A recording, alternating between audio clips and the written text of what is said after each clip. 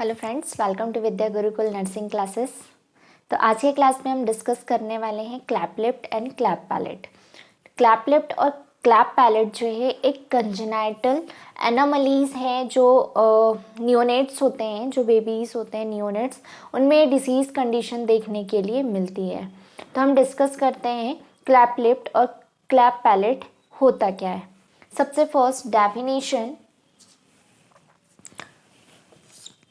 a cleft lip and palate is an abnormal separation in oral facial region that happen because tissue of the mouth or lips does not form correctly fetal development। जब fetal का development होता है, fetal development के time पर जो cleft lip और pallets होते हैं ये 3 to 4 वीक्स जो होता है उस टाइम पर क्या होता है, फेशियल जो एम्ब्रियो डेवलपमेंट होता है, तो यहाँ इस टाइम पर जो फेशियल्स प्रोमिनेंस जो होते हैं उसका क्या होता है, डेवलपमेंट होता है। दैट टाइम पर किसी भी रीज़न के कारण डेवलपमेंट नहीं हो पा रहा है वहाँ के टिश्यूज़ का, तो जो क्लैप लिफ्ट और क्लैप पैलेट की कंडीशंस देखने के लिए मिलती है।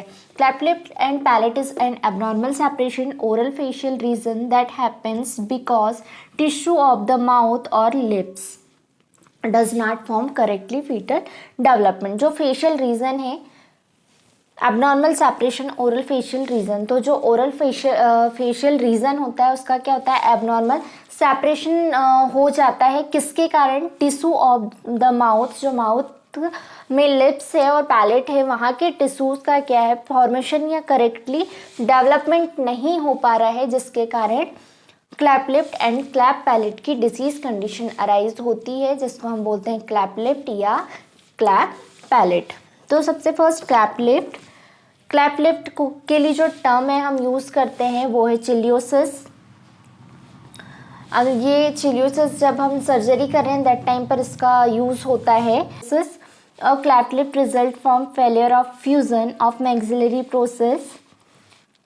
जो फ्यूज़न है मैक्सिलरी प्रोसेस, जो मैक्सिलरी प्रोसेस है उसमें क्या हो रहा है कि प्रॉपर फ्यूज़न नहीं हो पा रहा है। जो फ्यूज़न होता है वो क्या है, फ्यूज़न फेलियर फ्यूज़न है, वहाँ पर क्या है, फेलियर, प्रॉपर फ्यूज़न नहीं हो पा रहा है विथ नोज एलिवेशन और फ्रंटोनल प्रोमिनेंस। जो नोज एलिवेशन और फ्रंटल प्रोमिनेंस है उसके बीच में प्रॉपर फ्यूज़न नहीं हो पा रहा है। जो फ्यूज़न है वो क्या है, फेलियर है, किस कारण, मैक्सिलरी प्रोसेस। तो that is called clap lift. इसको हम क्या बोलते हैं, क्लैप लिफ्ट बोलते हैं। अब हम देखते हैं क्लैप पैलेट।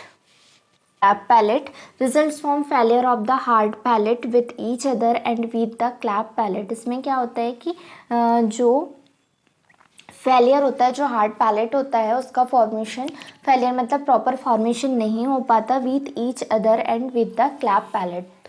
जो हार्ड पैलेट होता है, हार्ड पैलेट फेलियर होता है, उसका जो फॉर्मेशन नहीं हो पाता, फ्यूज़न नहीं हो पाता है, जिसके कारण क्या होता है, क्लैप पैलेट देखने को मिलता है। Cleft lip also usually occurs with cleft palate. जो क्लैप लिफ्ट है वो आल्सो मीन्स यूजुअली किसके कारण अकर होता है, वो है क्लैप पैलेट के कारण। जो क्लैप पैलेट है वो कंप्लीट भी होता है और इनकम्प्लीट भी देखने को मिलता है, कंप्लीट एंड इनकम्प्लीट। क्या देखने को मिलता है, कंप्लीट एंड इनकम्प्लीट देखने के लिए मिलता है। जो क्लैप लिफ्ट है, क्लैप लिफ्ट में जो भी पर्सन है वो पर्सन्स, ये हमारी नोज़ हो गई, ये हमारा माउथ हो जाता है।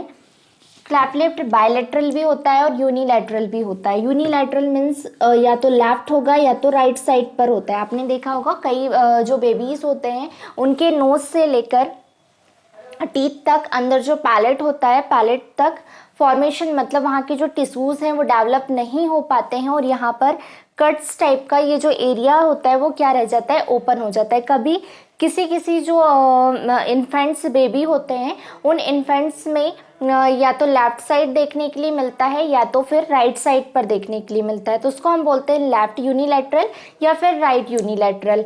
और जो बाइलैटरल मीन्स दोनों साइड पर, लेफ्ट एंड राइट दोनों साइड पर जो टिश्यूज़ होते हैं वो क्या होते हैं, फॉर्मेशन नहीं हो पाता है टिश्यूज़ का, तो वो कहलाता है बाइलैटरल।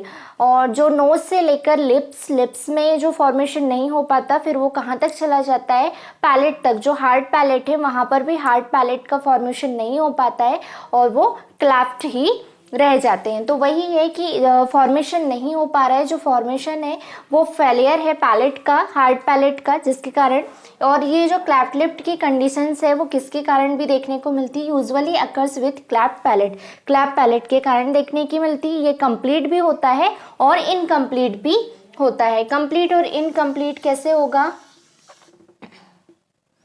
ये कोई पर्सन है, ये पर्सन का माउथ है, ठीक है, ये पर्सन है, ये पर्सन का माउथ है, ये उसकी नोज है, ये अंदर क्या होते हैं, पैलेट होते हैं,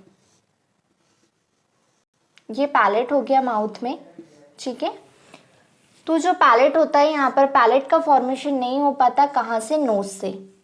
ये हो गया, ये कंप्लीट है, नोज से लेकर ये इनकम्प्लीट हुआ। ओनली जो पैलेट है, पैलेट का यहाँ पर फॉर्मेशन नहीं हुआ है, लिप का फॉर्मेशन हो चुका है, तो ये कहलाता है इनकम्प्लीट। और कंप्लीट में क्या होता है, नोज से लेकर लिप्स, और लिप्स से लेकर जो पैलेट होते हैं वो इन्वॉल्व होते हैं, इसको बोला जाता है कंप्लीट फॉर्मेशन या फिर कंप्लीट क्लैप पैलेट। तो ये टू टाइप्स के होते हैं, कंप्लीट एंड इनकम्प्लीट। अब ये देखते हैं, इसमें हम इम्यूनोलॉजिकल डेवलपमेंट देखते हैं कि किस टाइम पर फेशियल डेवलपमेंट होता है और किस कौन से वीक में कोई भी रिस्क फैक्टर्स या इटोलॉजिकल फैक्टर्स है जिसके कारण क्लैप लिप या क्लैप पैलेट की जो कंडीशंस है वो देखने के लिए मिलती है। एंड में फीटल डेवलपमेंट जब होता है तो ये वाली कंडीशन किस टाइम पर होती है, जो 4th वीक ऑफ प्रेगनेंसी होती है, दैट टाइम पर ये कंडीशंस मोस्ट ऑफ चांसेस होते हैं अराइज होने के। उसके लिए कोई भी रिस्क फैक्टर्स इसके लिए एक रीज़न हो सकता है। तो फेस फॉर्मेशन कब होगा, फेस फॉर्मेशन 4th वीक में इनकम्प्लीट होता है, ठीक है। 4th वीक, जब 8 वीक कंप्लीट हो जाते हैं तो जो फेस का फॉर्मेशन होता है वो भी कंप्लीट देखने के लिए मिलता है।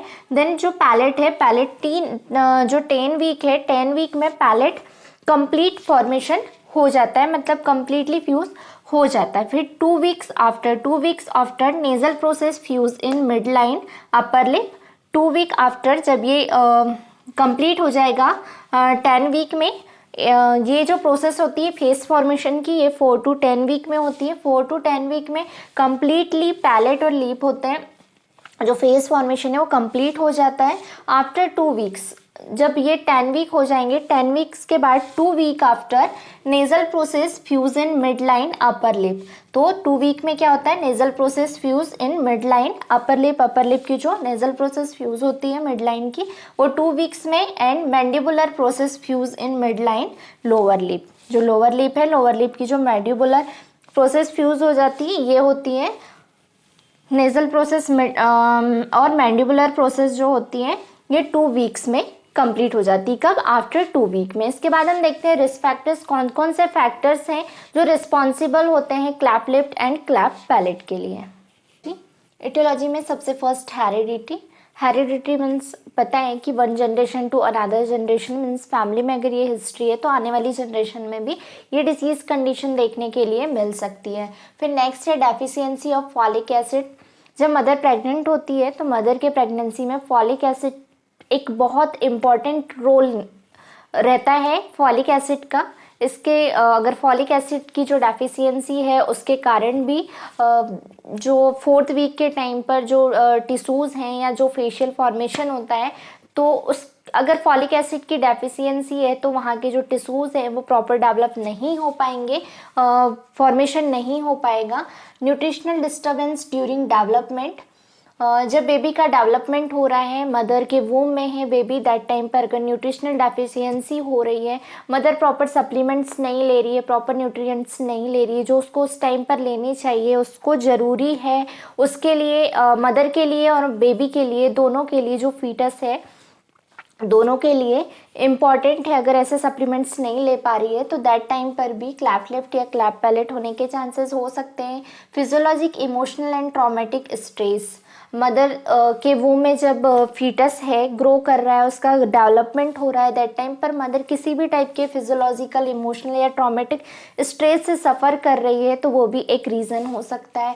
इफेक्ट सर्टन ड्रग, किसी भी टाइप का कोई ड्रग है जो प्रेगनेंसी टाइम के लिए हार्मफुल है, ऐसा ड्रग अगर जो मदर है, मदर अब ले रही है तो भी।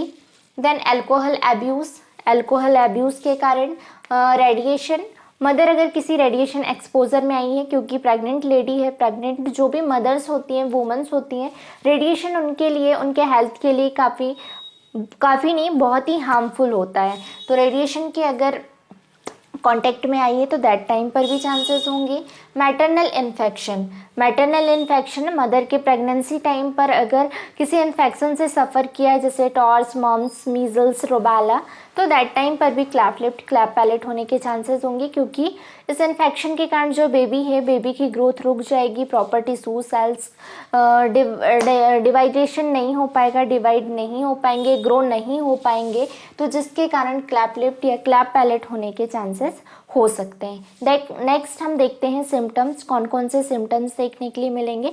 तो सिम्टम्स में कोई ज़्यादा सिम्टम्स नहीं देखने के लिए मिलते हैं जब बेबी को क्लैप लिफ्ट या पैलेट हुआ होता है। दैट टाइम पर पुअर सकिंग होता है, जो पुअर सकिंग रिफ्लेक्स होते हैं उसके, वो पुअर होते हैं, क्योंकि बेबी प्रॉपर सक नहीं कर पाता। जब सक नहीं होगा तो उसका जो ग्रोथ एंड डेवलपमेंट है वो क्या हो जाएगा, रुक जाएगा। ग्रोथ एंड डेवलपमेंट क्या होगा, पुअर होगा, वेट जो है वेट गेन नहीं हो पाएगा, पुअर वेट गेन होगा। तो ये सिम्टम्स उनमें देखने के लिए मिलेंगे, जो बेबी या इन्फेंट्स हैं उनमें ये सिम्टम्स देखने के लिए मिल सकते हैं।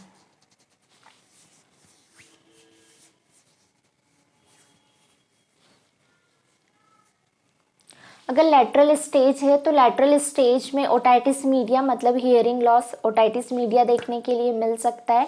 और एस्पिरेशन के चांसेस होंगे कि पुअर सकिंग होगा, पुअर सकिंग के कारण जब भी फीड करेगा, पुअर फीडिंग तो होगी ही होगी। जब बेबी क्या करेगा, सक करेगा जो मिल्क है, मिल्क को, तो वो एस्पिरेट होने के चांसेस होंगे। तो एस्पिरेशन, पुअर सकिंग के कारण तो एस्पिरेशन देखने के लिए मिल सकता है। तो ज़्यादा सिम्टम्स नहीं देखने के लिए मिलते, यही होते हैं, पुअर फीडिंग, पुअर रिफ्लेक्सेस होता है, सकिंग रिफ्लेक्सेस नहीं होते हैं, प्रॉपर पुअर वेट गेन होता है, ग्रोथ एंड डेवलपमेंट जो होता है वो पुअर होता है, क्योंकि उसको प्रॉपर न्यूट्रिएंट्स नहीं मिल पाते। सकिंग जो उसका रिफ्लेक्स होता है वो पुअर होता है, तो उसके कारण क्या होगा कि पुअर वेट गेन होगा और जो ग्रोथ एंड डेवलपमेंट नहीं हो पाएगा। और एस्पिरेशन, क्योंकि क्लैप लिफ्ट के साथ अगर पैलेट भी है तो प्रॉपर जो फूड है या जो भी लिक्विड कंटेन ले रहा है जो इन्फेंट्स बेबी, न्यूबॉर्न बेबी, तो वो एस्पिरेट होने के चांसेस होंगे। और जब लैटरल स्टेज है, लैटरल स्टेज में ओटाइटिस मीडिया के चांसेस होते हैं। ओटाइटिस मीडिया देखने के लिए मिलता है बच्चों में जो हियरिंग लॉस है, वो वाली हियरिंग लॉस होने के मोस्ट ऑफ चांसेस होते हैं। इसके बाद है डायग्नोस्टिक टेस्ट। तो हम देखते हैं कि कौन कौन से टेस्ट के थ्रू हम इसको फाइंड आउट कर सकते हैं क्लैप लिफ्ट या क्लैप पैलेट की जो डिसीज कंडीशन है, कंजेनाइटल एनामलीज है जिससे बेबी सफ़र करता है, तो कौन से टेस्ट के थ्रू हम इस डिसीज कंडीशन को फाइंड आउट कर सकते हैं। First, history collection. History collection में हम हिस्ट्री जब भी मदर विजिट के लिए आती है, मतलब जब टेस्ट के लिए आती है डॉक्टर के पास, तो दैट टाइम पर हमको हिस्ट्री कलेक्ट करना है कि आप कैसे डाइट ले रहे हैं, कौन कौन से सप्लीमेंट्स ले रहे हैं, आपके फैमिली में इस टाइप को किसी को हिस्ट्री तो नहीं है, पहले किसी को क्लैप लिफ्ट या क्लैप पैलेट तो नहीं था, तो ये सारी हिस्ट्री हमको कलेक्ट करना है। अल्कोहल अब्यूज़ तो नहीं, किसी टाइप का कोई ड्रग्स तो नहीं ले रहे, किसी इन्फेक्शन या किसी डिसीज़ कंडीशन से सफ़र तो नहीं कर रहे हो, ये सारी हिस्ट्री हमको मदर से कलेक्ट करना है। फिजिकल एग्जामिनेशन करना है and prenatal ultrasound. Prenatal ultrasound जब बेबी बॉर्न नहीं हुआ है उससे पहले हम जब मदर का अल्ट्रासाउंड करते हैं, दैट टाइम पर हमको देखना है कि जो बेबी है, बेबी का जब डेवलपमेंट होता है दैट टाइम पर हमें प्री नेटल अल्ट्रासाउंड के थ्रू भी इस चीज़ को आइडेंटिफाई करना है। Then prenatal counselling. Prenatal counselling में वही मदर्स जो पेरेंट्स होते हैं उनके साथ डॉक्टर्स और पेरेंट्स की काउंसलिंग होती है उसके। Then colour doppler and ट्रांससोनोग्राफी।